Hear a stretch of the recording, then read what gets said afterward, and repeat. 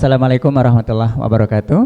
Baik, saya cuma ingin mengucapkan terima kasih dan apresiasi kepada kalian semua karena telah selesai melakukan kegiatan yang berkontribusi bagi sesama. Karena semester 1 sampai 4 orientasi kita, fokus kita adalah mandiri. Tapi semester 5 sampai 8 apa? Kontribusi. Itu aja, terima kasih. Assalamualaikum warahmatullahi wabarakatuh. Oke, untuk membersihkan waktu teman-teman, kita kasih waktunya untuk presentasi kelompok 8 Bang Arif dan teman-teman. Waktu dan tempat kami persilakan. Bismillahirrahmanirrahim. Assalamualaikum warahmatullahi wabarakatuh. Alhamdulillahirrabbilalamin wa bihi nasta'in wa ala umurina waddin wa salatu wassalamu ala asrofil anbiya'i wal mursalin wa ala alihi wa sahbihi ajma'in, amma ba'du. Yang kami hormati Bapak Sarmin STMM selaku dosen pembimbing, dan kami hormati Ibu Ririn Uke Saraswati Eskom MM, dan yang kami hormati Bapak John Edi Eskom MM, dan yang kami hormati Bapak Ali Fatur Rahman Eskom MM. Baik, menikah acara selanjutnya saya di sini ingin membacakan tentang anggota kelompok kami, yaitu kelompok 8 dari pendampingan bubur ayam doa ibu. Di sini anggota kelompok kami itu ada Muhammad Arif dan Novita Saputri dan Imam Mahdi, dan saya Rizky Valentino. Baik, meningkat acara selanjutnya pemaparan materi yang disampaikan oleh Kak Imam Mahdi. Saya akan menjelaskan terlebih dahulu profil UMKM bisnis bubur ayam doa ibu. Jadi di sini ada UMKM bubur ayam doa ibu di bidang kuliner. Pemiliknya yaitu Bang Gones, berdiri sudah lama ya, lebih dari setahun ya. Dari tahun 2019 bisa dibilang sudah 6 tahun dengan omset 10 juta per bulan. Jadi bubur ayam doa ibu berlokasi di Villa Kencana Cikarang di Blok M nomor 4. Dia berjualan di 2 waktu, pagi dan sore. Selanjutnya saya ingin menjelaskan pendekatan usaha di BMC atau Bisnis Model Canvas, yaitu ada 9 elemen. Yang pertama ada key partner, yaitu pihak-pihak yang terlibat ya, seperti pertama pemasok bahan baku seperti beras, ayam, dan juga bumbu, lalu pemasok sembako, lalu yang paling penting juga pemasok peralatan seperti sendok, styrofoam, dan juga plastik. Lalu kemudian yang kedua ada key aktivitas, yaitu suatu kegiatan yang bisa menghasilkan produk.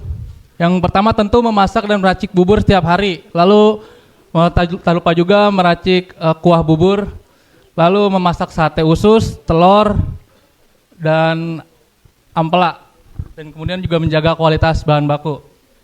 Terus kemudian ada key resource, yaitu aset atau bahan bakunya ya, pertama beras, ayam, dan rempah-rempah untuk membuat kuah, lalu gerobak untuk berjualan yang bisa menampung, dan juga pekerja untuk melayani bubur, ya berarti Pak Gonenya sendiri nih. Lalu yang selanjutnya ada value proposition, yaitu nilai yang bisa dilihat dari produk ini, yaitu bubur yang hangat, banyak toppingnya, dan juga harganya yang murah, mulai dari 8.000 aja nih, dan juga makanan praktis dan bergizi, dan juga rasanya nggak kalah enak sih dengan bubur yang lain. Lalu kemudian ada customer relationship, jadi hubungan antara pelanggan dan juga penjual. Ini layanannya cepat dan ramah. Lalu kemudian interaksi aktif dengan penjual. Jadi nggak cuma berjualan aja, kadang-kadang juga habis ngajak ngobrol juga sih. Lalu kemudian ada channel. Jadi cara dia bertemunya ya satu dong sih, dari offline aja gitu. Terus customer segmentasi. Yang pertama mungkin ada pekerja yang mau berangkat kerja cuman mau sarapan, jadi cari yang praktis aja, jadi bubur. Terus keluarga di perumahan tersebut yang suka makan bubur ayam gitu. Lalu juga ada ibu-ibu yang nggak sempat masak buat anaknya, jadi beli bubur dari bubur ayam doa ibu aja. Terus ada cost struktur, yaitu total keseluruhan biaya yang dikeluarkan untuk kegiatan usaha ini. Yang pertama ada pembelian bahan baku seperti yang tadi sudah dijelaskan, dan juga pembelian kemasan dan juga biaya operasional seperti sewa dan lapak gitu. Dan juga ini ada revenue stream yang dihasilkan, uang yang dihasilkan itu lewat penjualan bubur ayam dan juga penjualan sate usus, telur puyuh dan ati ampela. Nah, selanjutnya ada analisis SWOT. Nah, analisis SWOT yang pertama itu ada strength atau kekuatannya. Harganya itu cuma 8.000 aja, bukannya dia pagi dan malam, ada 2. Terus penyajiannya cepat, terus rasa buburnya tuh enak. Kuahnya juga dia selalu hangat karena di dalam kuali ya. Terus yang kedua itu ada weakness atau kelemahannya. Belum ada pilihan menu dan dia belum terdaftar di Google Maps, terus belum terdaftar juga di aplikasi online seperti GoFood atau ShopeeFood. Terus dia tidak tahan lama karena bubur kan harus segera dimakan ya. Next yang selanjutnya ada opportunity, itu peluangnya. Sekarang kan banyak acara yang membutuhkan makanan instan dan praktis ya. Selanjutnya bisa jadi opsi sarapan yang paling diminati dan banyak orang tua yang tidak sempat masak. Yang keempat itu ada threat atau ancamannya, persaingan tinggi karena banyak tukang bubur yang naik motor. Terus yang kedua ada harga baku yang bisa berubah, makanan pengganti itu banyak, terus cuaca buruk kalau hujan tuh terkadang banjir. Selanjutnya ada, setelah tadi kita menganalisis, kita bisa menyimpulkan bahwa program implementasinya pertama kita buat akun Instagram, itu khususnya di akun media sosial, khususnya di Instagram dan TikTok sekaligus buat konten rutinnya. Kalau Instagram kita menguploadnya setiap hari, terus kalau TikTok seminggu 2 kali. Waktu pelaksanaannya 25 November sampai 12 Januari. Nah yang kedua kita buatkan daftar menu pada gerobaknya, tanggal pelaksanaannya 25 November sampai 2 Desember. Yang ketiga, membuatkan banner agar tampilan lebih menarik dan menambahkan tulisan terima pesanan. Tanggal pelaksanaannya 25 November sampai 2 Desember. Yang kelima, mendaftarkan bubur pada aplikasi GoFood dan ShopeeFood serta ada pelatihannya tanggalnya 2 sampai 9 Desember.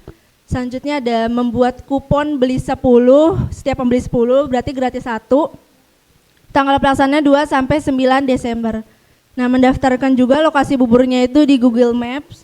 Tanggal pelaksanaannya 25 November sampai 2 Desember. Terus juga kita membuat dan menambahkan menu minumannya. Tadi kan menu minumannya itu yang hanya teh tawar aja, terus kita tambahin ada es teh manis, kopi sama es kopi. Tanggal pelaksanaannya 25 November sampai 2 Desember. Dan yang terakhir kita membayar iklan promosi, nah khususnya itu iklannya di TikTok. Tanggal pelaksanaannya 7 sampai 15 Desember. Oke, untuk berikutnya di sini kita juga membuat akun sosial media berupa Instagram ya di sini. Di sebelah kiri ya bisa dilihat. Nah, itu kita awal mula bikin Instagram, kita hanya memiliki 4 pengikut ya. Nah, dengan kontennya itu hanya 21. Nah, meningkat sampai akhir program sekarang, kontennya menjadi 47 postingan dengan total pengikut 95 dan juga total mengikuti ada 7 ya. Oke. Nah, di sini kita juga evaluasi. Jadi setelah kita buat konten, kita perlu evaluasi bagaimana konten yang emang bagus gitu ya. Nah, bisa dilihat di sebelah kiri, setelah kita posting pada awal periode, itu kita hanya mendapatkan 3.400 jangkauan. Nah, meningkat sampai akhir program itu menjadi 9.758 jangkauan yang sudah kita jangkau ya. Nah, ini ada top konten atau konten yang paling banyak ditonton oleh orang. Nah, ini kita ada 3.370 dan berdasarkan hasil evaluasi di atas, dapat disimpulkan bahwa jangkauan mengalami kenaikan sebesar 185% dan audiens tuh lebih menyukai konten berupa Reels. Oke, untuk berikutnya kita juga bikin akun TikTok, jadi nggak cuma Instagram, kita bikin akun TikTok di sini. Di sebelah kiri pada awal pembuatannya kita hanya mendapatkan 11 pengikut dengan total sukanya 75 ya. Kemudian pada akhir program meningkat menjadi 695 dengan total engagement yang didapat itu 1.355 orang yang suka. Ya, ini meningkat ya. Dengan total kontennya itu kita posting sekitar 16 konten ya dari awal pendampingan sampai akhir pendampingan. Nah, kemudian di sini kita juga evaluasi konten yang sudah kita upload di TikTok ya. Nah, bisa lihat di sini pada awal pendampingan kita hanya mendapatkan tayangan sekitar 5.000. Nah, ini meningkat menjadi 28.000 tayangan sampai akhir program ya. Dengan postingan terpopulernya ya, di sini bisa kita lihat di sini ya, ada 5.828 orang yang menonton di top postingannya. Nah, maka berdasarkan hasil evaluasi dapat disimpulkan bahwa jangkauan mengalami kenaikan sebesar 374% dengan audiens yang lebih menyukai konten berupa awareness.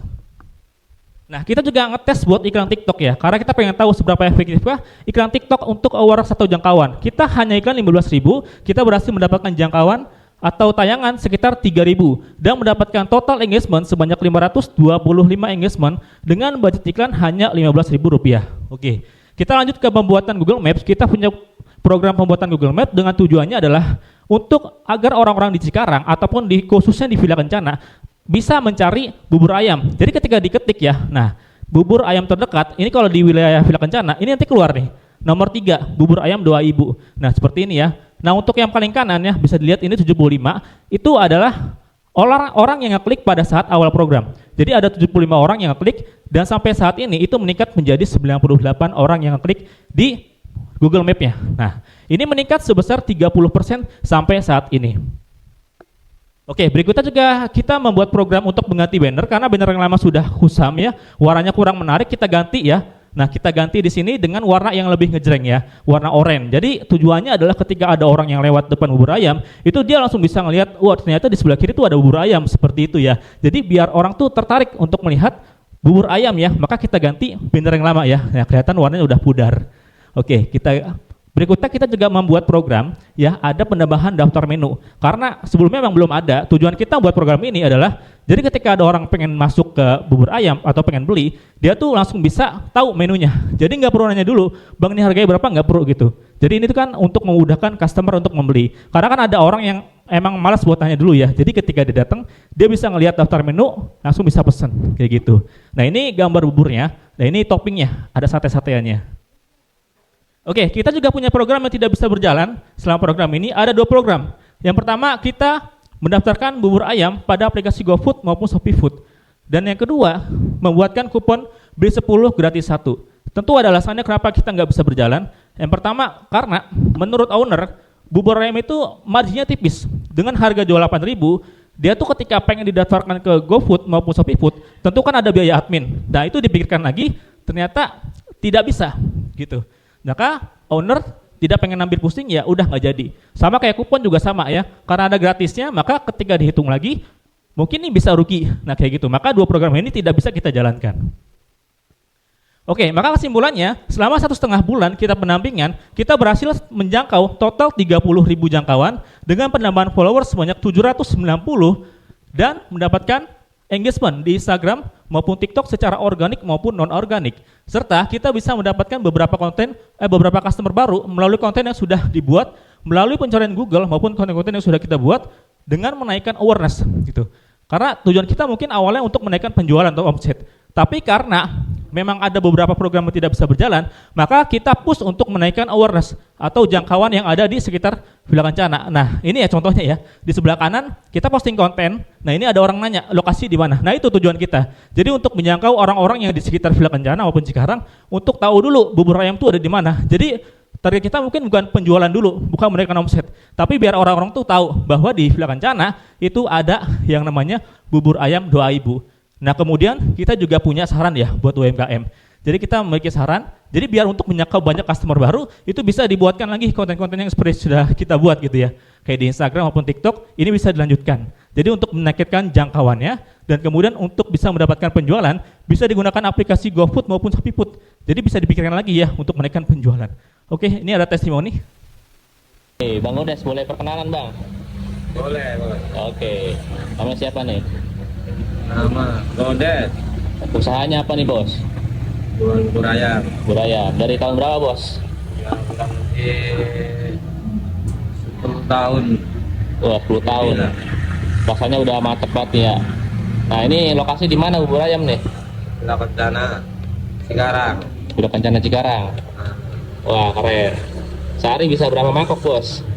Kurang lebih itu hampir 100. Waduh 100 mangkok. Mantep banget. Tadi setelah ada pendampingan dari mahasiswa gimana bos? Kesan dan kesannya? Alhamdulillah ada peningkatan. Ada peningkatan ya bos ya? Ada customer baru nggak bos kira-kira bos? Ya 1, 2, 3 ada lah. Ada ya? Berapa gitu. Oke, terima kasih bos. Ya sama-sama. Ya, terima kasih. Bang Odes boleh perkenalan bang? Oke, teman-teman mungkin cukup sekian yang dapat kita sampaikan ya. Kurang lebihnya mohon maaf. Wassalamualaikum warahmatullahi wabarakatuh.